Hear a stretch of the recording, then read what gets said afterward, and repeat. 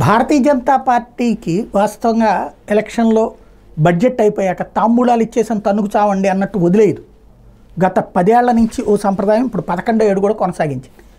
ప్రతి రాష్ట్రానికి కేంద్ర మంత్రులు వస్తారు, కేంద్ర మంత్రులే వస్తారు.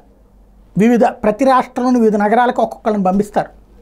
వాళ్ళు వచ్చి అక్కడ ఉన్నటువంటి విద్యావంతులు, వ్యాపారవేత్తలు, పారిశ్రామికవేత్తలు వాళ్ళతో మాట్లాడతారు.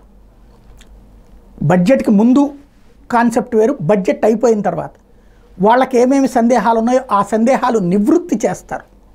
ఇది ఒక దశాబ్దంగా భారతీయ జనతా పార్టీ అనుసరిస్తున్నటువంటి విధానం. ఇదివరకు వెంకయ్యనాయుడు గారు కూడా అట్లాగే వెళ్తూ ఉండేవాళ్ళు మంత్రిగా ఉన్నటువంటి సందర్భంలో. ఇప్పుడు అట్లాగే ఆంధ్రప్రదేశ్కి కేంద్ర మంత్రి మురుగన్ అటెండ్ అయ్యారు విజయవాడలో జరిగేటువంటి ప్రోగ్రామ్కి. ఇలాంటిది ఎంతమందికి తెలుసు? ఏ పత్రిక రాస్తుంది? ఎవరు పట్టించుకుంటారు? ఏదో మురుగన్ వచ్చాడు మాట్లాడాడంటూ ఏదో రాజకీయ ఉపన్యాసం రాసి పడేస్తారు తప్పించి అసలు ఉద్దేశం ఏంటి?